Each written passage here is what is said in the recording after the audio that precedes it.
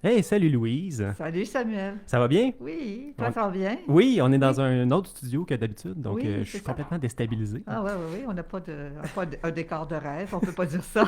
J'ai pas de repère, puis tu sais que ça m'en prend pas beaucoup pour être déstabilisé dans Ah la ouais, vie. ouais, ouais, Mais c'est super, on a une émission quand même, et oui. pas n'importe quelle, c'est la dernière de la saison. Eh oui, déjà. Donc c'est la dernière Hmm. avant l'été. Il fait chaud là. On attendait que le soleil arrive C'est pour ça. arrêter tout ça. Oui, c'est ça, Il c'est fait beau fait. à cette heure, on arrête là. Oui, oui, C'est oui, le temps d'arrêter. oui, On a une super bonne émission aujourd'hui oui. d'ailleurs pour la dernière. On va s'entretenir avec Julien Simard, gérontologue social, qui va venir nous parler d'un nouveau livre qu'il vient d'écrire, qui est Traitement choc et tartelette. On va parler du sort réservé aux aînés pendant la pandémie, et qui dénonce justement qu'il ne faut pas que les milliers de morts ne soient qu'une statistique. Oui. On va parler avec lui de ce qu'il en est. Puis ensuite, on reçoit la présidente Lise Lapointe, présidente de l'AREC. Puis, Euh, il sort des États généraux tout oui, récemment, oui. on Mhm. sort des États généraux. Oui, C'était quelque chose, c'était un gros événement, c'était oui. historique. Elle va venir nous parler, dans le fond, de qu'est-ce qu'on a parlé durant les États généraux, qu'est-ce qu'il en ressort. Il y a la déclaration commune, notamment, donc on va voir avec elle qu'est-ce qu'il en est. Et Puis, surtout la suite des choses, hein. et la suite des Mhm. choses, parce que Oui, c'est un premier pas vers quelque oui, chose de plus grand. C'est pas une fin en soi. oui. Donc, même pour débuter l'émission, je voulais commencer en parlant de deux sorties de l'AREC qui ont été faites dans les dernières semaines. Premièrement, il y a eu un communiqué par rapport aux maisons des aînés. En fait, les deux sorties ressemblent un peu au même sujet. C'est sur les maisons des aînés et les soins à domicile. On a appris la semaine dernière là, que les maisons des aînés coûtent tellement cher que 3 milliards, hein, près de oui, 3 milliards. Oui, oui, oui. ça n'a pas fini d'augmenter. Ouais. Je Au suis début, toujours impressionnée par les milliards qui nous arrivent comme ça. oui, On dirait je sais pas, des 25 cents qui nous déversent, mais tu sais, c'est des milliards à chaque fois. exactement. Mm. Puis personne ne questionne vraiment ça. On sort des milliards, puis personne ne se demande est-ce que c'est le meilleur projet au monde. On ne le voit pas dans les médias. Il n'y a aucun journaliste qui le questionne vraiment.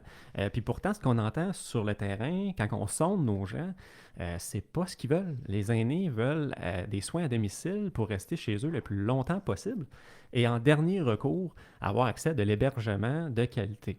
On ne Et- peut pas dire que c'est un projet de la base qui est monté vers le haut, non, hein. C'est le contraire, hein. C'est un projet qui est pensé en haut puis qu'on essaie d'implanter vers le bas sans que personne, comme le dit l'AREC, l'a réclamé ou l'a demandé. personne ne l'a réclamé, aucun expert, aucune association Mm. est arrivé en disant ça prend quelque chose de genre. La REC a fait un travail pour aller dépoussiérer une vingtaine de rapports. Puis c'est drôle, il n'y a pas de maison des aînés nulle part dans tous ces rapports-là. Ce qu'on a toujours dit, c'est le parc d'établissements de CHSLD qu'on a actuellement, qui est désuet. Il faut le rétablir. Puis il faut surtout un plan de main-d'œuvre pour attirer des gens. Parce que là, le plan, c'est de dire les maisons des aînés vont tellement être belles que les gens vont se ruer pour aller travailler là. Ah, Et ouais, oui. c'est ça le plan. Mhm. Puis là, l'ennui, c'est qu'on commence à le voir déjà avec les maisons des aînés qui se construisent. C'est qu'on fait juste déménager le problème de place. Le personnel, autant que les personnes hébergées, on fait juste les transférer d'un endroit à l'autre en disant, ce CHSLD-là, il est vétuste. Donc, il y a comme une illusion qu'on crée des nouvelles places. Finalement, on fait juste déménager des gens vers des plus beaux endroits. Sans garantir que les soins vont être de plus de qualité. Là. Donc, on a le même problème de pénurie de main-d'œuvre. Tous les problèmes qu'on connaît depuis des années, on fait juste les déménager. Là. C'est ça. C'est important la beauté des lieux, par contre. C'est sûr que vivre dans un bel environnement, c'est quelque chose d'intéressant, mais il y a déjà beaucoup à faire pour améliorer les structures Oui. existantes, déjà qui sont pas mal désuètes à beaucoup d'endroits. Puis, tu sais, ce que je dis, c'est, mettons, de ma courte expérience en CHSLD auprès de personnes hébergées qui souffraient de graves problèmes, notamment d'Alzheimer, des troubles cognitifs avancés. Il n'y a personne parmi cette personne hébergée-là qui se plaignait que c'était pas assez beau. Là. Le Non, c'est problème, sûr, c'était oui. est-ce qu'ils ont des soins adéquats? Est-ce qu'on a de l'animation? Est-ce qu'on fait de leur vie une vie meilleure? Je ne crois pas, personnellement, c'est mon éditorial, que des belles grandes fenêtres vont rendre leur vie meilleure. Ça ne va pas leur apporter des activités pour les faire travailler, maintenir leur autonomie. Ça ne va pas leur apporter une organisation des soins et des services nécessairement de qualité. Donc, Moi, je pense que comme je te dis, je pense que la beauté des lieux, c'est quelque chose d'important, même si peut-être qu'ils n'en ont pas une conscience exagérée dans le cas des gens qui sont vraiment atteints, mais je pense que ça oui, contribue à l'apaisement du stress, au bien-être des gens et tout.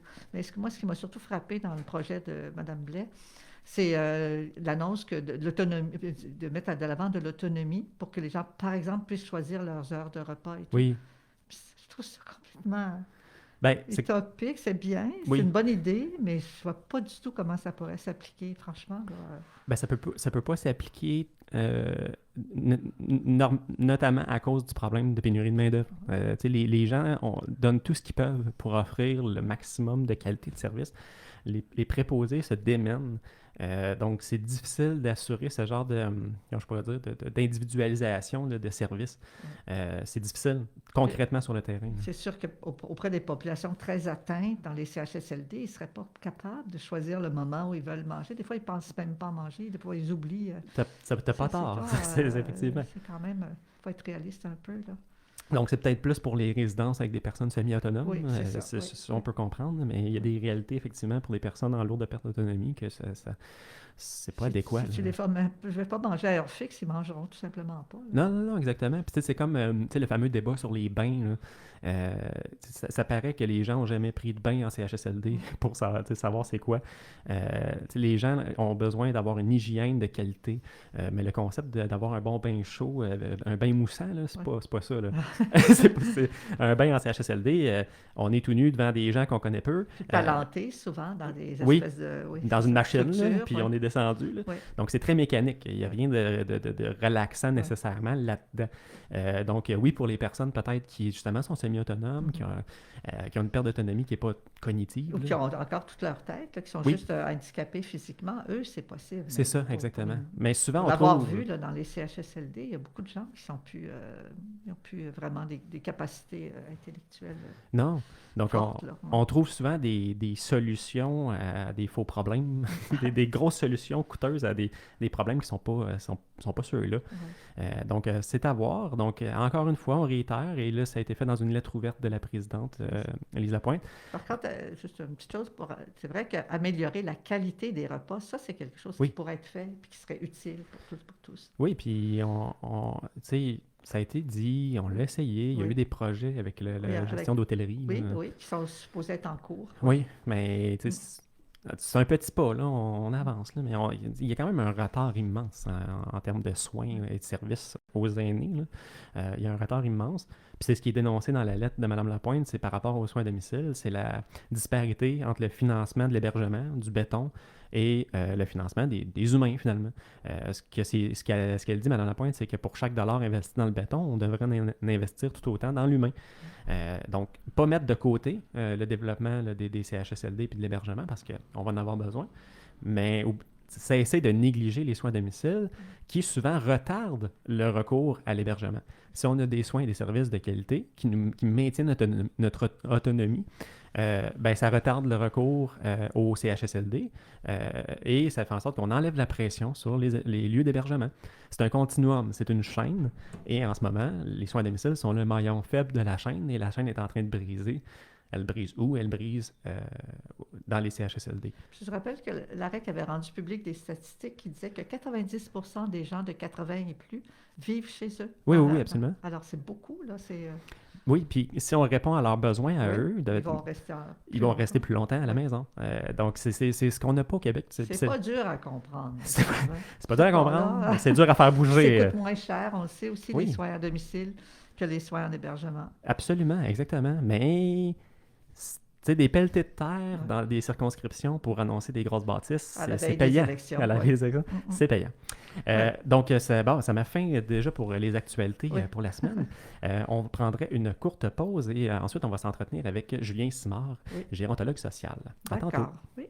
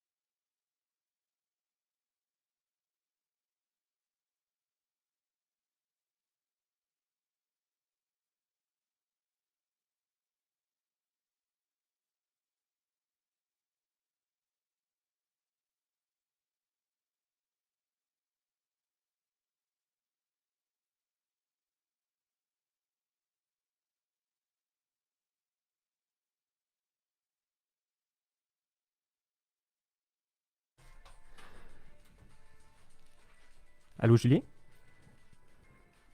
Allô, Julien? Je vais rappeler. Peux-tu me partir une pause? Oui.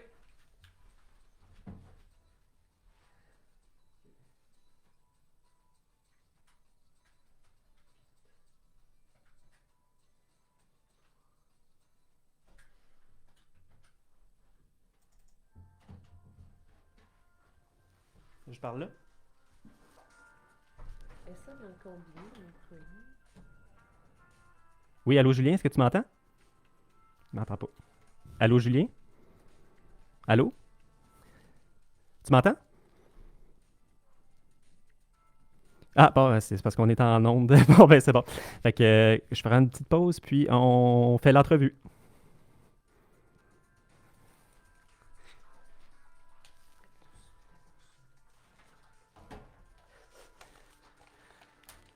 Tu peux juste le faire quand t'es prêt.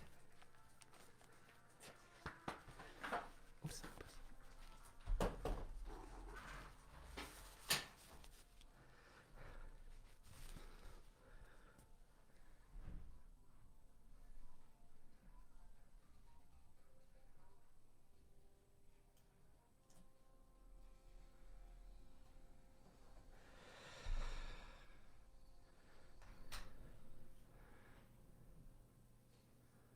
Bon, alors, sous ce doux son de jazz, on est avec nous Julien Simard, gérontologue social. Bonjour Julien, ça va bien? Ah, je crois qu'on l'a peut-être pas en onde. Donnez-moi un instant. Je vous l'ai dit, on est dans un nouveau studio. Bonjour Julien. Bonjour. Bonjour Julien, ça va bien? Bonjour, on vous entend maintenant. Oui, ça va bien vous? Oui, ben, comme je l'ai dit en début d'émission, on est un peu déstabilisé parce qu'on est dans un studio B, dans un autre Oui. studio. Donc, la machine, pour moi, est tout à fait nouvelle.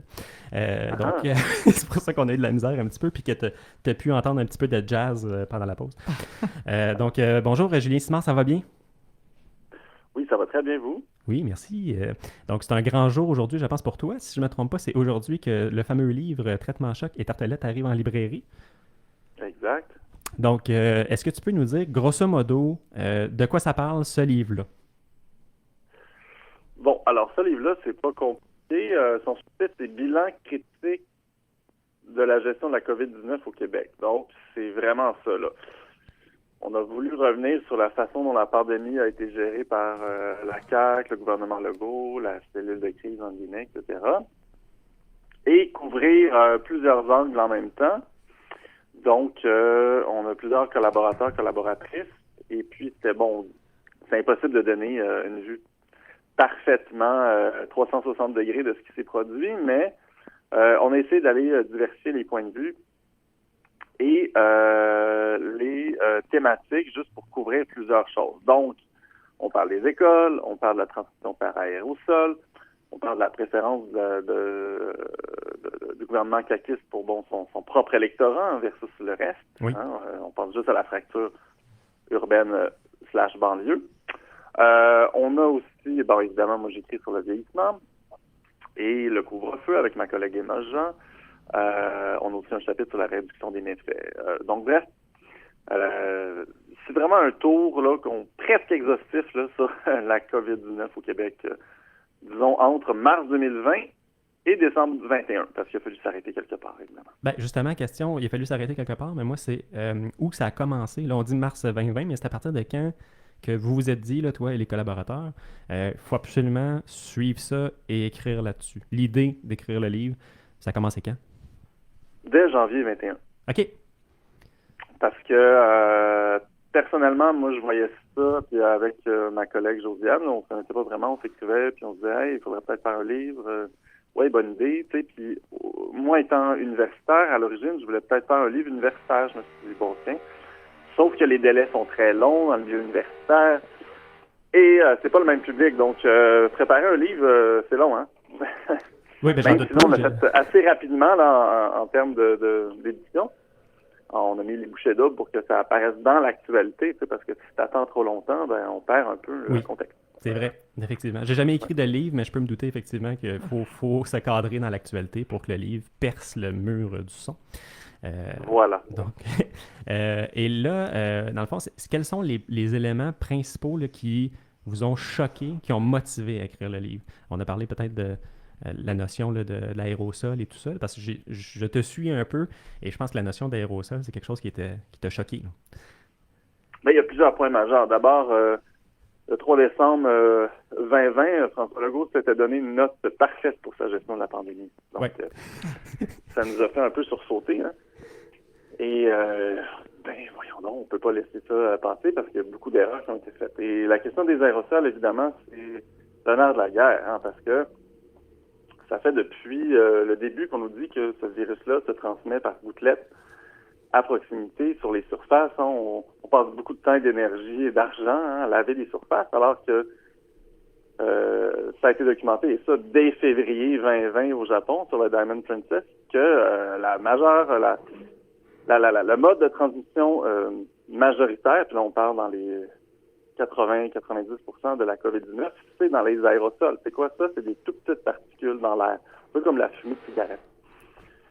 Donc, ça veut dire que le virus se transmet dans les salles de classe, dans les milieux de travail, dans les hôpitaux, dans les couloirs d'hôpitaux, dans les magasins, etc. Donc, ça implique aussi de comprendre la ventilation. Donc, évidemment, c'est peut-être une boîte de Pandore que le gouvernement a voulu refermer depuis le début. C'est comme ça qu'on l'analyse un peu. On a lu beaucoup dans les médias le débat sur justement la façon dont on aère dans les écoles, mais on a très peu vu dans des milieux collectifs pour les aînés, les résidences privées, mais surtout les CHSLD qui sont plus de nature publique. Là. Est-ce qu'on a une idée de la situation? Est-ce que c'est bien aéré là-bas? Ben, on sait déjà qu'il y a des problèmes d'aération en CHSLD à la base. Là. Ça fait longtemps qu'il y a des maladies nosocomiales, donc qui sont comment dire, transmises, se maintiennent dans les environnements de ces institutions-là. Dans le livre, on ne s'est pas pensé précisément sur la ventilation dans les institutions de soins longue durée, mais on sait que c'est un problème majeur. Là. Déjà, au niveau de la chaleur, de la température, c'est déjà un problème. Là. Oui, c'est ça, je peux. L'été, les vagues de chaleur, la climatisation, souvent 2-3 personnes par chambre. C'est sûr qu'il y a 2-3 personnes par chambre avec un virus qui se transmet dans l'air. C'est un passeport pour la transmission. Là. Donc, je pense qu'on peut supposer que la majorité des chambres en résidence, en résidence déjà, là, c'est différent parce que des fois, c'est des unités, plus évidemment individuelles, et les activités de groupe ont été comme arrêtées, plus ou moins. Mais dans les CHSLD, on sait que c'est un parc immobilier extrêmement vétuste. Là, donc, je pense que la réflexion qui s'applique aux écoles doit s'appliquer aussi à ces institutions, là, évidemment.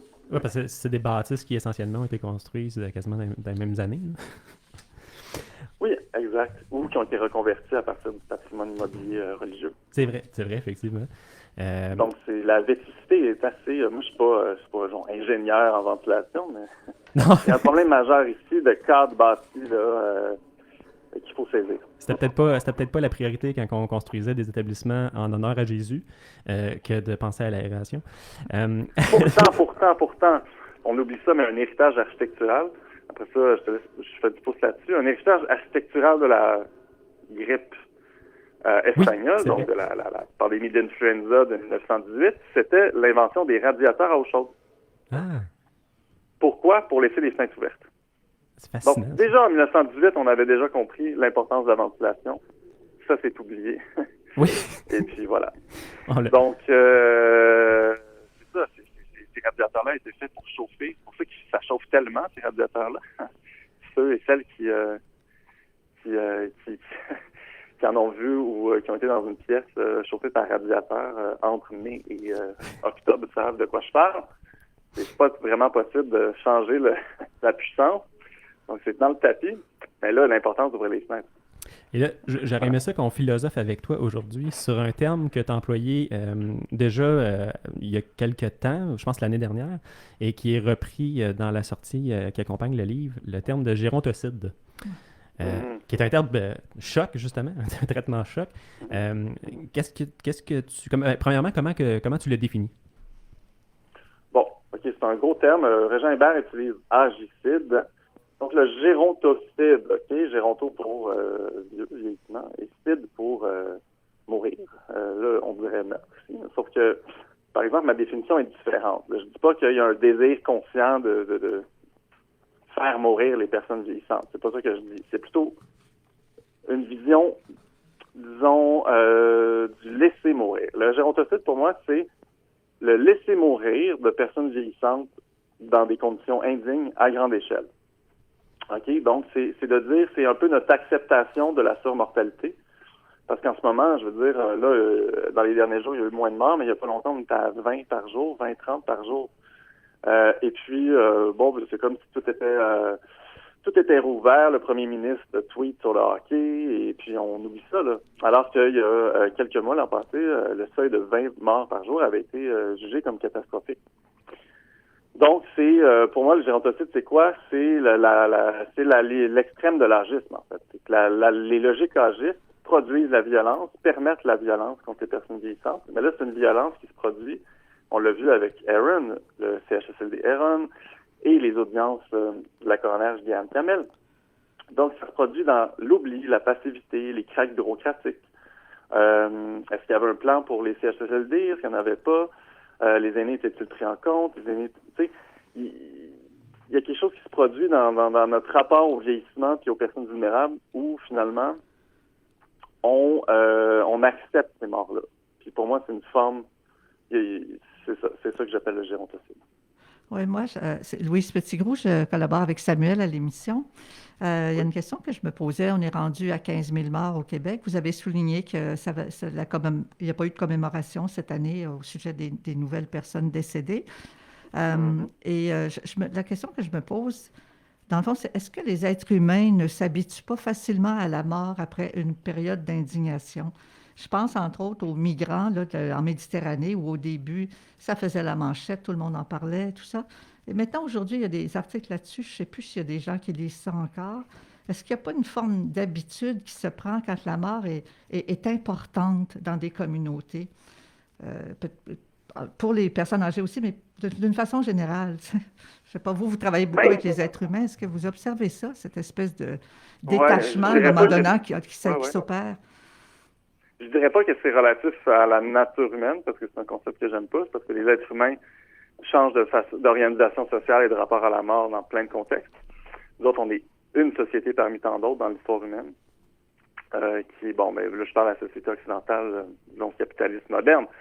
Mais oui, dans notre système, il y a une acceptation tacite de la mort de plusieurs groupes sociaux.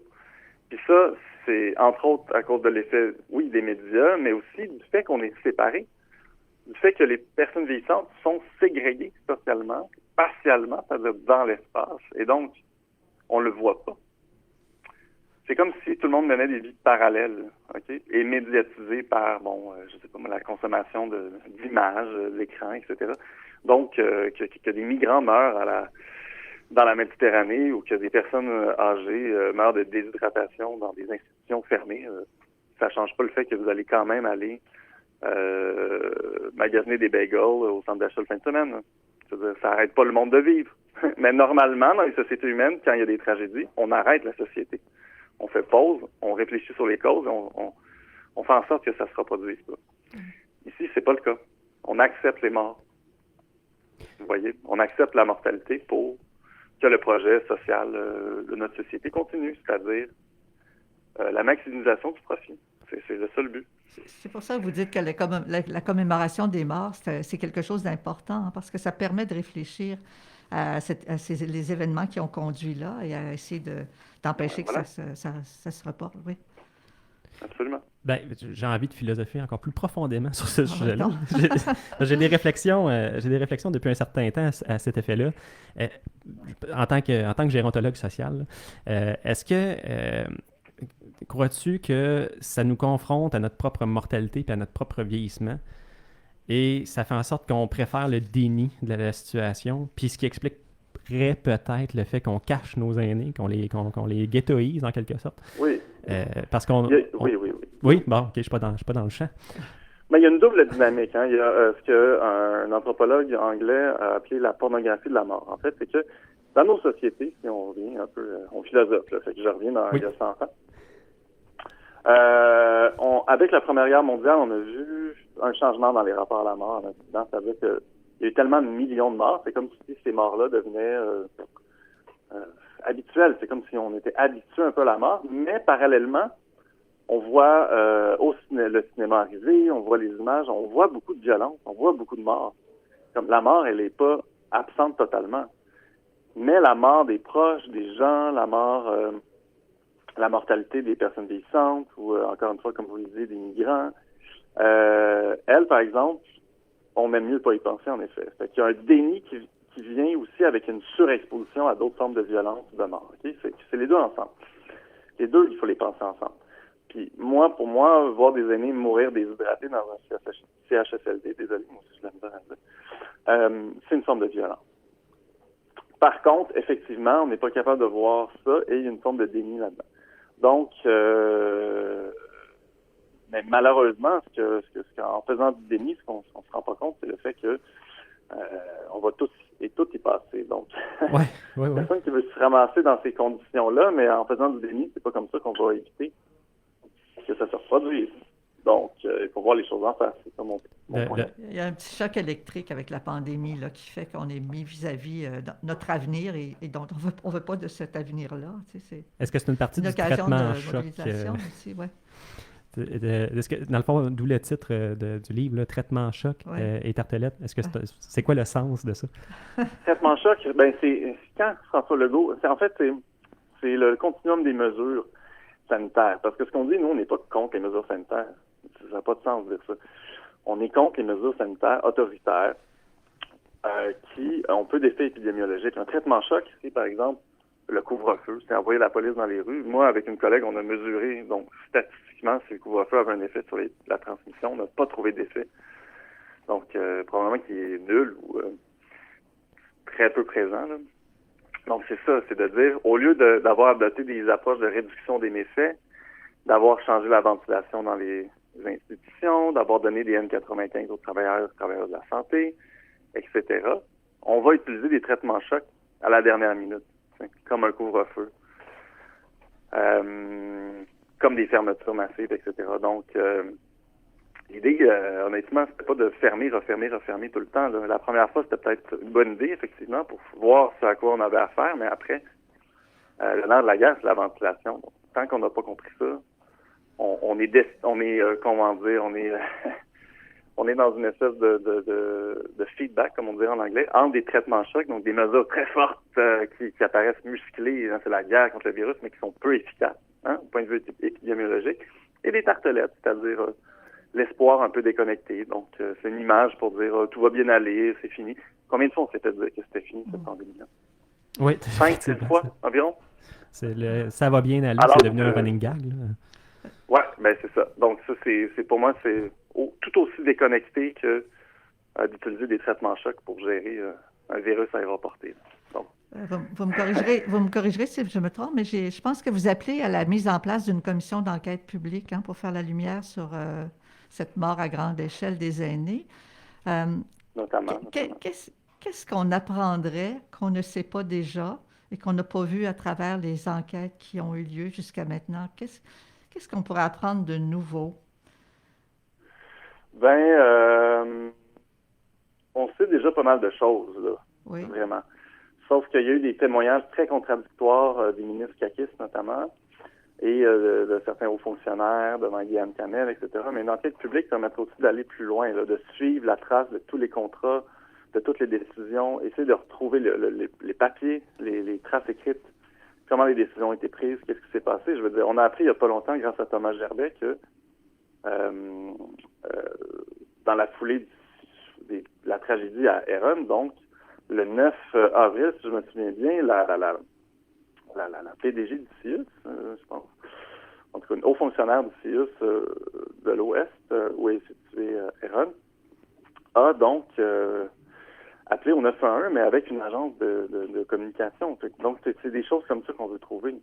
Une enquête publique, c'est d'être imputable. Notre gouvernement n'est pas vraiment imputable. Il se donne une note parfaite, il se dit que tout a bien été. Ceux qui ne sont pas d'accord, c'est donc des complotistes ou peu importe. Donc, François Legault va même dire sur Twitter qu'il est triste qu'on le critique, etc. Là, je dis « oh », mais je parle des gens qui le critiquent en général. Donc, une enquête publique, ça serait de remonter encore plus dans le détail dans la gestion de cette crise-là pour pas que ça se reproduise. Ben, le fait qu'il y ait une absence d'imputabilité, ça peut ouvrir la porte à ce que ça se reproduise, à mon avis. Puis je trouve ça inquiétant. Puis dans votre livre, est-ce que vous abordez ça, cette absence d'imputabilité? Oui. C'est comme une en filigrane tout au long, là, dans le sens que on savait pas qui prenait les décisions. Plusieurs moments où on a voulu avoir les avis écrits d'Arruda. Là, quand je dis on, je parle un peu des gens critiques du gouvernement. Mais pro-mesures sanitaires. Donc, les avis, finalement, c'était soit caviardés, soit n'existaient pas. Donc, toutes les décisions prises en huis clos, en vase clos. Alors que ce qu'il aurait fallu, c'est mettre sur pied un comité d'experts indépendants. On a toute l'expertise ici au Québec. Joanne Liu, d'ailleurs, qui écrit dans le livre, spécialiste mondial de la gestion des épidémies, qu'on a décidé d'écarter. Donc, en faisant le livre, on a un peu c'est comme si on faisait advenir cette espèce de comité d'experts qui aurait été intéressant d'avoir, tu sais, pour justement gérer cette crise-là, mais pas en huis clos. Donc, le gouvernement caquiste a géré la crise d'une manière politique, c'est ça qu'on dit. L'enquête de la commissaire... Dans l'unique intention de se faire réélire. Puis l'enquête de la commissaire à la santé, l'enquête de la commissaire, la procureure, là, Gaétane Camel? Camel, c'est oui. ça, oui. C'est pas suffisant. Mais tout ça est valide. C'est juste que c'est seulement sur la question des aînés, par exemple. Alors qu'il y a beaucoup d'autres aspects. Là. Il y a l'aspect des écoles, justement. Il y a l'aspect des contrats qui ont été faits, de l'approvisionnement, des prises de décision, etc. Donc, de l'ingérence, peut-être, de l'exécutif dans les institutions parapubliques. Donc, il y a tout ça là, à mettre en lumière, pas juste la question des aînés. Est-ce que... Sur la question des aînés, effectivement, je pense pas qu'on en apprenne vraiment plus que ce qu'on sait déjà. Sauf qu'on ne sait jamais. On sait jamais. Est-ce que ça ne serait pas encore l'occasion de retarder, en fait, de se tourner vers l'avenir puis de mettre en place des mesures vraiment... On a beaucoup à faire. Est-ce que ça ne va pas retarder, tout simplement? Ben, de toute façon, on le sait, c'est quoi qu'il faut faire. Je veux dire. Les mesures à prendre, c'est donner des salaires vraiment décents aux travailleurs de la santé, parce qu'elles partent. On dit qu'il y a une pénurie de main-d'œuvre, etc., mais cette pénurie-là, en de grosses parties, repose sur des conditions de travail inadéquates. Okay? Je sais, j'enseigne à des infirmières. Toutes des mesures structurelles, en fait, qui relèvent du financement de la santé, du bon financement de la santé. En fait, mais là, on se dirige avec le gouvernement, encore une fois, vers une privatisation grandissante du champ de la santé. Donc, d'après moi, tous les problèmes dont on parle vont revenir en force. Donc, quand on dit « on se dirige », ben on est gouverné par un gouvernement majoritaire qui prend toutes les décisions et qui gouverne encore par décret. Donc, qu'il y ait une enquête publique ou non, on est pris avec un gouvernement assez autocratique. Donc, peut-être que ce que ça prendrait, en fait, c'est un mouvement social. Tu sais. C'est non seulement une enquête publique, mais un immense mouvement de pression pour que c'est les recommandations de la protection du citoyen, les recommandations que Gaétane Camel fera, les recommandations, etc., soient vraiment mises en place. Il y a un mouvement social. Ça fait 2 ans qu'on recommande de mettre des filtres HEPA dans les classes d'école et il n'y a absolument rien qui est fait. Donc, il y a un mouvement social, mais il n'est pas porté par toute la société. Tu sais. Les associations de retraités, par exemple, réclament beaucoup, si on revient aux aînés, tout ça, font beaucoup, à la REC, entre autres. Mais on sent que ce n'est pas porté par l'ensemble de la société, tant que ça ne le sera pas comme... Non, exactement. C'est ça. Je ne veux pas invisibiliser tout le monde qui fait le travail. Là, entre autres, la Ligue des droits aussi fait beaucoup de travail. Mais on sent qu'il y a une apathie. Donc, tant qu'il n'y aura pas une volonté claire dans la population de faire pression sur ces forces-là politiques qui créent ces problèmes en grande partie, il n'y a rien qui va changer. On a de la misère à avoir une vision globale en santé aussi. Je trouve qu'on travaille beaucoup en silo. Tu sais. On prend chacun des dossiers, en tout cas au niveau gouvernemental. On dirait que ces dossiers-là sont en pièces détachées. Tu sais. On le voit avec la maison des aînés versus les soins à domicile. On dirait que ça se connecte pas. C'est tellement lié, pourtant. Non, mais c'est des volontés politiques. C'est ça qu'il faut comprendre. C'est que les soins à domicile, ça fait depuis au moins les années 90 qu'on sait que c'est la formule à suivre. Il il y a eu un petit virage ambulatoire, mais qui n'a pas été accompagné d'assez de financement. Et là, on sait qu'il y a à peine, je me souviens plus c'est combien le chiffre exact, mais c'est dans les 20% des soins aux aînés à domicile qui sont couverts par le gouvernement seulement. Donc, ça, on sait tout ça depuis 40 ans. C'est pas un hasard qu'on soit arrivé là. Ce sont des choix. Les gouvernements ont décidé de ne pas faire ça. Et ils décident encore de ne pas le faire. Donc, c'est pas un hasard. Il n'y a rien qui est hasardeux ici. Ce sont des choix politiques. Et pour Fait conclure... pour encourager le privé en santé, notamment. Le but principal de tout, c'était créer des trous de services pour créer un marché pour le privé. On récolte les fruits de 40 ans de néolibéralisme, c'est tout. Il n'y a rien d'autre. C'est ça qui se passe. Et pour conclure, est-ce que dans votre livre, vous abordez des solutions ou des pistes de solutions? C'est vous faites des constats, des analyses. Est-ce que vous abordez des pistes de solutions? Ben, les pistes de solutions, honnêtement, on ne s'est pas penché là-dessus tant que ça. On a juste plus voulu faire le constat parce que il y a des gens de toutes les tendances politiques là, dans le livre. Okay? Moi, mes pistes de solutions sont certainement pas celles de d'autres collaborateurs, collaboratrices. On voulait premièrement juste mettre les faits clairement dans un livre pour que les gens comprennent qu'est-ce qui s'est passé, qu'est-ce que le gouvernement dit, qu'est-ce que le gouvernement fait, quelle a été la chronologie des événements. Mais après, pour les solutions, c'est dur de faire, de tout faire en même temps. Donc, des fois, ça peut faire perdre le propos. Hein. Donc, les solutions, c'est une deuxième étape. Puis là, j'encourage les gens à justement réfléchir à des solutions. Avec ce livre-là, moi, j'ai plein d'idées et je vais les publier aussi. Sauf que le livre, son intention, c'était pas de proposer des solutions. Ben, excellent. Merci beaucoup, Julien Simard, d'être venu nous parler aujourd'hui. Merci. On va lire votre livre. Oui, on va le avec lire. attention. Oui. Et ça va nous ouvrir la porte Oui. à la réflexion, Oui, je oui, pense. Ah, Okay. Mais vous êtes pas contre les tartelettes portugaises, quand même. Ah ben non, j'adore les tartelettes. Non, c'est juste un symbole de la légèreté avec laquelle on badinait. Bien sûr, on avait compris. Merci beaucoup, Julien Simard, et bonne continuité. Oui. Merci à vous de m'avoir accueilli. Merci, bonne journée. Merci, au revoir. Bye-bye. Et donc, on est prêt pour une courte pause et on revient par la suite avec Lise Lapointe, présidente de l'AREC. On va parler des États généraux.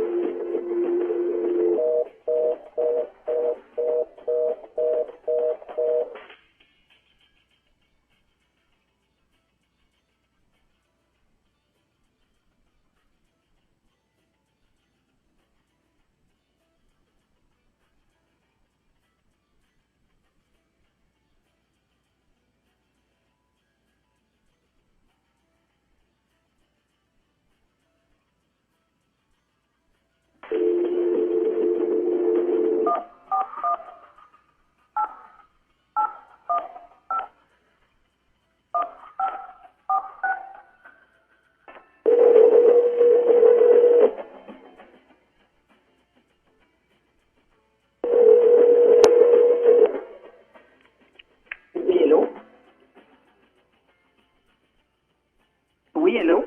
Oui, est-ce que vous m'entendez? Non, je t'entends pas. Est-ce que vous m'entendez? Je t'entends un petit peu mieux, mais pas beaucoup. OK, parfait. Donc, on va rentrer en onde dans un instant. Oui, OK.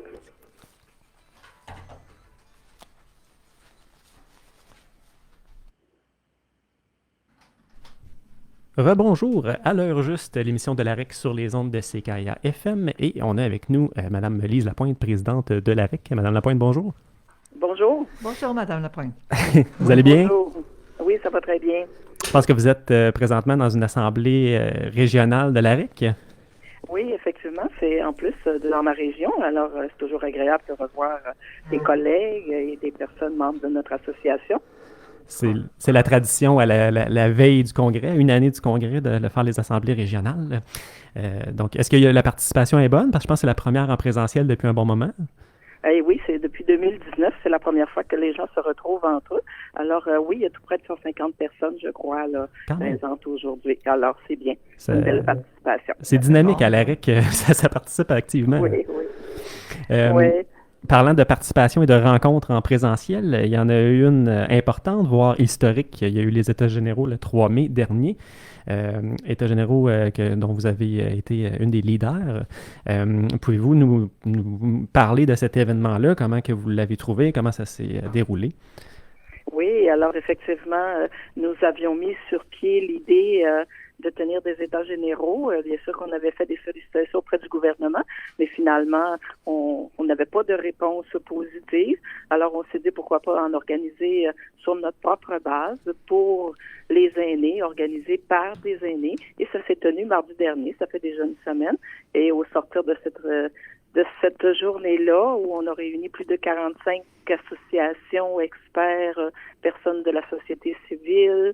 Alors, vous comprendrez bien que toutes ces personnes-là ont été appelées à mettre en contribution leurs idées, leurs actions à poser ou à exiger de la part du gouvernement pour que les aînés se sentent mieux. Il y a eu de l'engouement, je crois, pour cet événement-là, parce que bon, il y avait le maximum de personnes qu'on pouvait avoir autour de la table. On a même presque dû refuser des gens là, autour de la table, étant donné qu'il y avait, je pense, 100 personnes qu'on avait le droit dans la salle.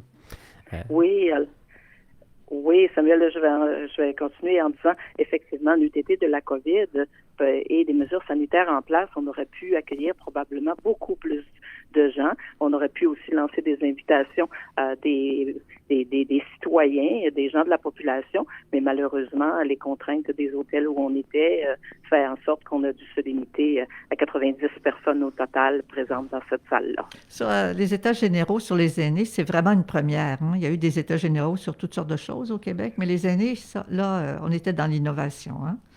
Ah, vraiment, c'est historique, c'est la première fois, puis c'est vraiment là quelque chose d'envergure qui a été réalisé. C'est au début, je vais vous dire, quand on met l'idée sur table, on n'est pas sûr de la réalisation parce que ça implique beaucoup de démarches, un bon financement aussi. Et je vais vous dire que c'est un succès, c'est un franc succès. Alors c'est quelque chose à souligner, c'est quelque chose qui va demeurer là, dans l'histoire des associations de la coalition. Et comment s'est déroulée la journée? Sur quoi portaient les dossiers et comment on abordait ces travaux-là?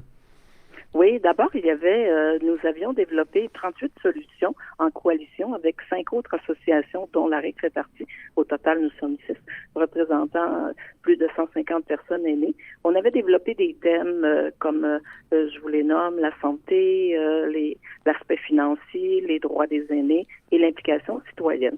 À partir de ces thèmes-là, nous avons demandé à nos invités de répondre à un sondage et de nous indiquer quelles étaient leurs priorités à l'intérieur de ces 4 grands thèmes-là et aussi en même temps leur soumettre les solutions que nous, on avait envisagées, mais comme on souhaitait les partager et être en mesure de recevoir et d'écouter qu'est-ce que les autres associations ou les autres organismes avaient à nous donner sur nos grands thèmes, bien c'est lors de cette journée-là que les gens ont pu s'exprimer. Et ça a été, je les ai non seulement écoutés, j'étais sur place, j'avais la chance de pouvoir être sur place. Ça a été très riche, la part des participants et participantes autour de la table, là, des gens de tous les milieux. Là. Oui, nous avions des associations syndicales, nous avions aussi des experts, nous avions en plus des associations de professionnels au niveau de la santé, nous avions même un médecin, alors des chercheurs, vous comprendrez que c'était d'une richesse extraordinaire les invités qui étaient avec nous cette journée-là. Il y avait des représentants politiques aussi. Madame Blais était là, hein? Je l'ai vue en... Oui, Mme Blais s'est présentée le matin. Elle a fait une allocution de quelques minutes, une vingtaine de minutes, et elle a dû quitter compte tenu de ses obligations. Alors, nous avons eu la chance de l'avoir un court laps de temps, puis elle a livré son message, bien sûr. Puis elle a bien sûr félicité l'organisation pour la tenue de ses états généraux, et elle nous a aussi mentionné là qu'elle avait hâte de connaître quelle serait la déclaration commune, parce qu'à la fin de la journée, suite aux discussions qui avaient eu cours pendant la journée, on est en mesure de préparer une déclaration commune. Alors, elle se disait fort intéressée à recevoir si jamais on arrivait à une déclaration, à la recevoir et peut-être prendre les moyens pour mettre certaines choses en place. Est-ce que je me trompe en disant que c'est beaucoup la question du soutien à domicile qui ressort de l'événement, là, de cette revendication-là? Oui, et c'est la principale, là, c'est la principale dans notre déclaration commune, c'est la principale action, c'est les soins et services à domicile. Déjà, il n'y a pas de surprise parce que on savait de par des enquêtes ou des sondages qui avaient été menés que plus de 80% de la population des personnes aînées souhaitent demeurer à domicile et souhaitent être en mesure de faire leur choix selon leur état de santé. Alors, mais en même temps, quand je dis ça, je comprends bien que ces personnes aînées-là, si elles ont besoin de soins ou de services, il faut que le gouvernement investisse pour être en mesure de leur procurer. Surtout si elles souhaitent demeurer à domicile et c'est leur cas. Mais en même temps, on sait que plus on va avoir de services à domicile, plus les gens vont retarder l'entrée en milieu d'hébergement. Hein. Oui. Puis oui. On connaît aussi certains pays qui ont déjà pris ce virage-là de donner ou de fournir des soins à domicile selon l'état de santé ou les besoins des personnes. Et c'est un succès. Alors, je me demande pourquoi que le Québec ne s'investira pas, lui non plus, de façon assez rapide dans des actions pour justement amener ce virage-là. Un virage qui est souhaité par l'ensemble de la population, je le répète. Est-ce que vous sentez qu'il y a une volonté politique en ce sens-là? Le travail n'est pas terminé pour autant. Je vais commencer comme ça. Bien sûr qu'avec la déclaration que nous avons maintenant, nous serons en mesure là, de faire en sorte qu'il y ait d'autres actions à poser pour atteindre justement les décideurs. Et ça implique les partis d'opposition aussi. Je parle des décideurs, mais au niveau gouvernemental, les partis d'opposition devraient tendre la main au parti de la CAQ pour être en mesure justement de faire cette révolution-là. On parle même d'une révolution parce que ce n'est pas ce qu'on vit aujourd'hui. Aujourd'hui, lorsqu'une personne a des besoins, on évite à lui conseiller de se rendre dans un centre d'hébergement, soit une RPA ou encore un CHSLD, alors que ça devrait être le contraire. On devrait prendre la mesure de ses besoins et essayer de faire en sorte qu'il demeure le plus longtemps possible chez lui. Et à ce thème de soins et services à domicile, on comprend aussi que ça prend un revenu viable parce que si on veut assurer la sécurité, la dignité, puis que les gens soient davantage plus heureux dans leur milieu, bien ça prend nécessairement des investissements, puis ça prend aussi une certaine somme d'argent disponible pour se nourrir, se loger adéquatement et peut-être, je dirais même jusqu'à s'offrir quelques petites sorties ou aller au cinéma, comme exemple. Là. Mais ça, c'est pas acquis pour tout le monde non plus présentement. La déclaration commune est en soi une pierre d'assise pour les travaux futurs. Est-ce qu'on peut faire un survol justement de ce qu'on retient de la déclaration commune, les points qui ont fait consensus auprès des experts et des organismes invités? Oui, alors je reviens là, sur la première priorité globale, soutien et services à domicile. On a ensuite le revenu global. On a aussi une qualité de soins qui doit être rehaussée dans les établissements de soins de longue durée suite à ce qu'on a vécu, on a entendu pendant la pandémie. On a aussi l'inclusion sociale, de faire en sorte que la participation citoyenne de l'ensemble des personnes aînées, pas seulement certaines catégories, mais tous, on puisse avoir une place et être reconnus. Pour mieux vieillir. On a aussi des actions pour la mise en œuvre de façon à contrer l'isolement. On en parle souvent de l'isolement. Il y a aussi toute forme de maltraitance et l'agisme qu'on veut tenter d'éviter, donc avoir des actions justement qui feraient en sorte qu'ils porteraient plus d'attention aux maltraitances qu'on connaît, la maltraitance organisationnelle, la maltraitance financière, etc. Alors, on veut enrayer ça le plus vite possible. On veut que ce soit enrayé.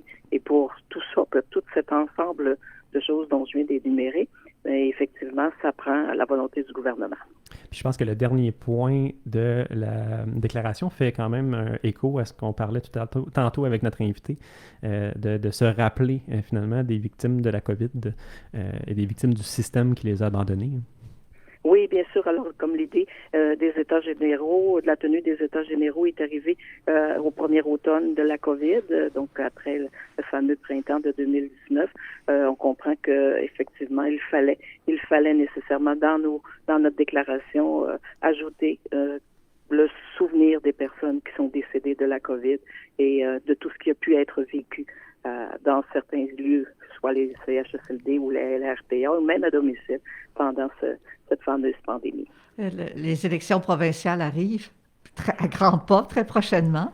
Est-ce qu'il y a des actions de prévues auprès des candidats, des personnes qui veulent aller en politique? Est-ce que cette déclaration commune ou cet événement, cette revendication va être portée par les membres de la REC ou par de la coalition? Oui, par la coalition, effectivement. On a eu à faire un premier bilan là, de cette journée-là vendredi dernier et déjà, on a quelques actions à poser dans les prochains mois. Ça concerne bien sûr la campagne électorale, sollicitations auprès des candidats qui vont avoir le goût de se manifester ou de déposer leur candidature et vous comprendrez bien qu'après les élections, il y a notre déclaration commune. Ce sera la rencontre des députés et des ministres qui seront élus pour justement là, essayer d'obtenir les actions et de se mettre bien sûr, je dirais, en porte-à-faux parce que effectivement, si jamais notre déclaration commune n'est pas connue ou acceptée ou acceptable de la part du gouvernement, bien, il faudra trouver d'autres moyens pour se faire entendre. Une bonne grande manifestation des aînés, ça fait longtemps qu'on n'a pas vu ça. on n'écarte rien, parce que notre volonté, c'est vraiment que le gouvernement agisse le plus rapidement possible. Et on ne peut plus attendre des années et des dizaines d'années, parce qu'effectivement, la situation démographique qu'on connaît tous augmente d'année en année par rapport au nombre de personnes aînées. Alors, il faut que le gouvernement agisse. Dans 10 ans, il sera trop tard. Donc, on a déjà peut-être un peu de recul, mais je pense qu'on est capable de rattraper. Le Québec est souvent capable, des fois, de poser des gestes qui vont faire en sorte qu'effectivement, on puisse continuer de mieux servir les aînés. Avant de conclure, j'invite nos auditeurs qui seraient intéressés, qui n'ont pas suivi les travaux des États généraux. C'est toujours disponible sur la chaîne YouTube de la Coalition pour la dignité des aînés. Donc, si vous allez sur YouTube et vous tapez Coalition pour la dignité des aînés, vous allez pouvoir visionner les travaux de la journée du 3 mai des États généraux. Pour conclure, Madame Lapointe, je l'avais pas dit, mais c'est la dernière émission de la saison avant l'été. Donc, je vous invite, si vous aviez un petit mot à dire à nos auditeurs pour leur souhaiter un bon été. Oui, alors bien, ça me fait plaisir d'entendre ça. Pas que l'émission se termine, mais au moins que je puisse terminer avec vous. Alors, après l'invitation que Samuel vient de faire aux auditeurs, je vais juste ajouter que vivre, c'est vieillir. Alors, autant les jeunes que les plus vieux, on est concernés par le vieillissement. Il n'y a pas personne qui y échappe. Et pour l'été, bien, je nous souhaite des jours ensoleillés à la hauteur de ce que nous connaissons aujourd'hui. Je pense qu'à la grandeur de la province, le soleil est très présent. Je nous souhaite aussi que la COVID soit derrière nous, qu'on évite d'autres vagues qui font en sorte que les aînés éprouvent beaucoup de difficultés quand ils contactent cette maladie-là. Alors, à vous toutes et tous, je vous souhaite des vacances pour certaines personnes et pour d'autres, bien, un bel été avec les vôtres, surtout les personnes qui vous sont chères ou des activités qui peuvent être intéressantes pour votre bien-être et votre bonheur. Bien, merci, Mme Lapointe. Puis je vous souhaite l'appareil des vacances. En profiter pleinement parce que vous avez eu une année quand même assez intense pour une femme retraitée bénévole. Oui, vous avez toute mon admiration.